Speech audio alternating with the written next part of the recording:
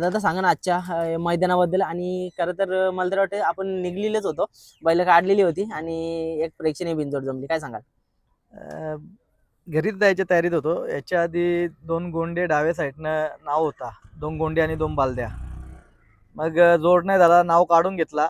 घरीच निघालो होतो. पण मग नाव पडला वाटतं उजव्या साईडनं. मग मथुरला पण भरला होता. आम्ही पण निघत होतो.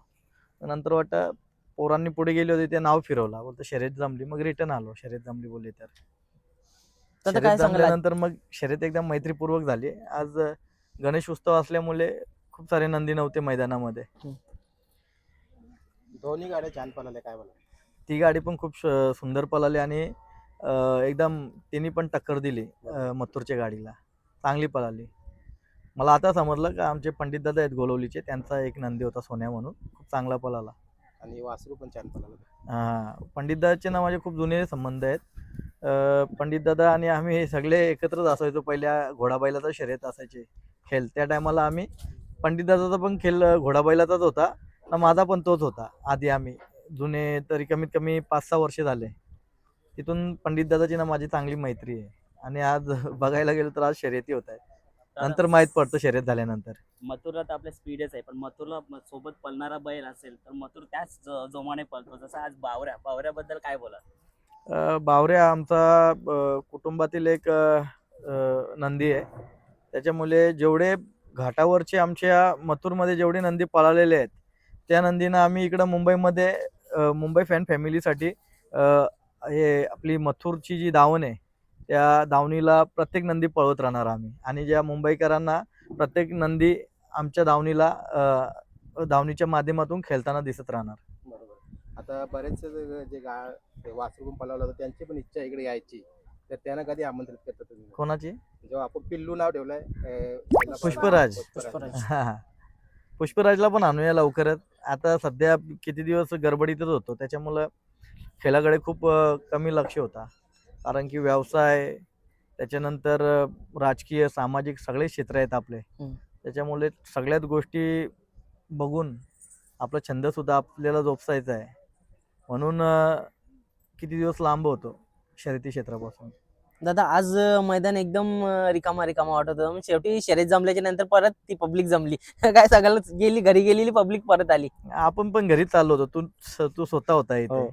म्हणजे ॲक्च्युली काही डोक्यातच नव्हतं. पण साखरवाडीचा बावऱ्या घरी जायला आता कधी आज राहतात का जातात ते पण माहिती नाही. मग राहत असतील 26 जानेवारीसाठी तर चांगलं आहे. नसलं तर फुकट मग वापस कमीत कमी गुलाल तरी भेटू द्या त्याला. बरोबर. आहे का नाही? बरोबर. आज 400 किलोमीटर घाटावरनं इकडे आलाय. बरोबर. आल्यानंतर गुलाल भेटला त्यातच समाधानी आहे. दादा खरंच जसं सूरज बोलला या वेळा फॅन्सबद्दल काय बोला? मला पण आता 4-5 मित्र बोलले दादा मी आज शर्यत पाहण्यासाठी येतात रिटर्न. सगळ्यांचा प्रेम आहे आणि त्या प्रेमापोटी ते फॅन्स असतात. त्या फॅन्सतील कुटुंबातील सगळे सदस्य आहेत. त्याच्यामुळे ते नेहमीच मथुरवर आशीर्वाद ठेवून का मथुर अजून पळत राहावा, पळत राहावा, पळत राहावा असंच प्रत्येक प्रेक्षकांना आणि जे फॅन फॅमिली कुटुंब आहे त्यांना वाटत असतो. प्रत्येकजण मथुरसाठी नवस करतात, देवाला प्रार्थना करतात. त्यातच मी समाधानी आहे. दादा महाराष्ट्रातील लाडकी जोडी अभिजित भैया यांचा सर्जा आला होता आपल्याकडे बरेच दिवस होता, पण आज मथुर आणि सर्जा आम्हाला पळताना बघायचं आहे बिनजोडला. बिनजोडला नक्कीच पळेल. पण किती दिवस सर्जासुद्धा बॅग फुटला होता. मग त्याला बोललो येऊन घेऊन या आपल्या दावणीला. 4-5 दिवस राहू द्या आपल्याकडे. मग एक प्रेक्षणीय लढत झाली सोन्या कुठारीचा आणि तो. अक्षरशः खूप छान दोन्ही गाड्या पळाल्या होत्या. पण ते देवपट्टी बाद असल्यामुळे निर्णय आपल्या सर्जाला दिला. बरोबर.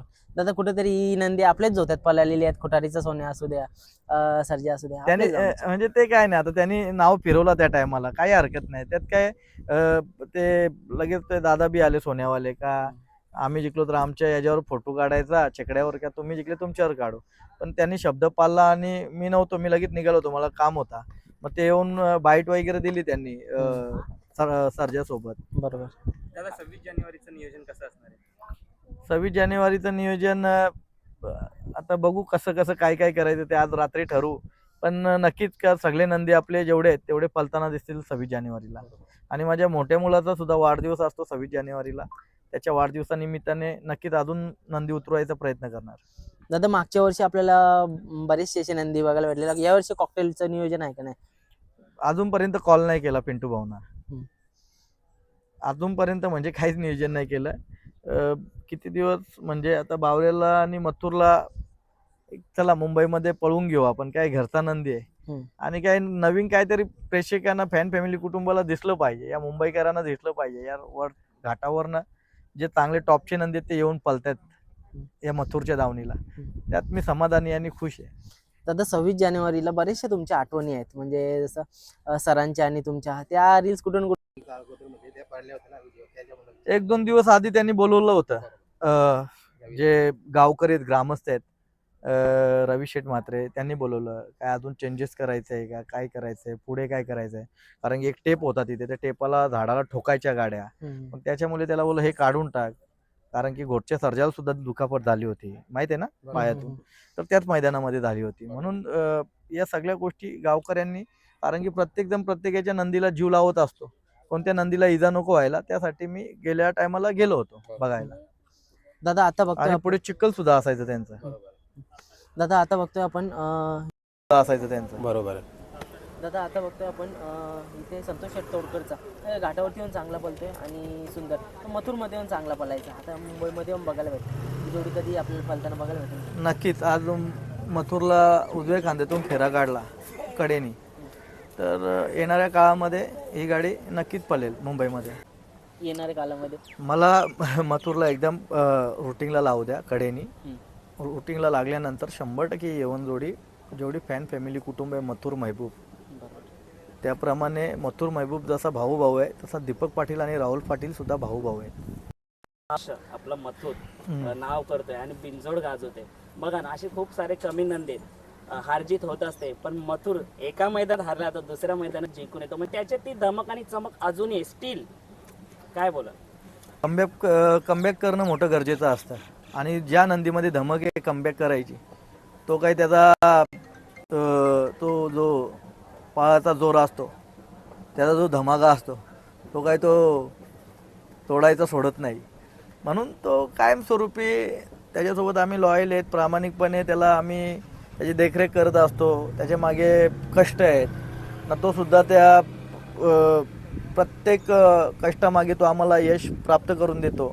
मग त्याच्यामध्ये आम्हाला सुद्धा मजा येते. अजून मथुर आहे, मथुर बोलतोय मी आहे ना, मला अजून पळायचं आहे फॅन फॅमिली कुटुंबासाठी. अखंड देशातील, महाराष्ट्रातील जेवढी फॅन फॅमिली कुटुंब आहे त्यांच्यासाठी मला पळायचं आहे. कारण की प्रत्येकजण मथुरसाठी उपवास करत असतो, देवाला प्रार्थना करत राहतो, देवीला प्रार्थना करत राहतो.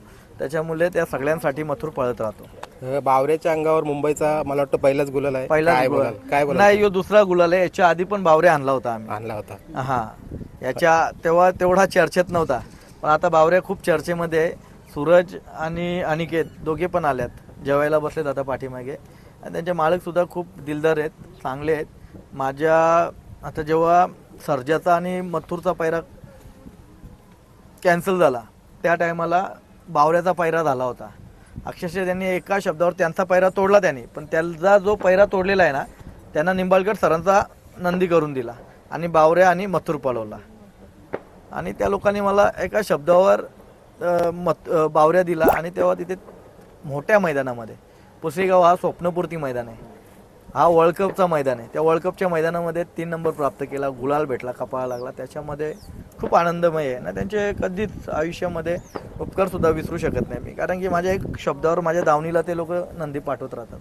दादा आज चांगला गुलाल झाला. ड्रायव्हर बद्दल काय बोललात? आज सुरेश ड्रायव्हर होते. सूरज ड्रायव्हर हा आमच्या घरातला सदस्य आहे. सूरज चांगली गाडी हाकलतो, मनापासून हाकलतो आणि प्रामाणिकपणे हाकलतो.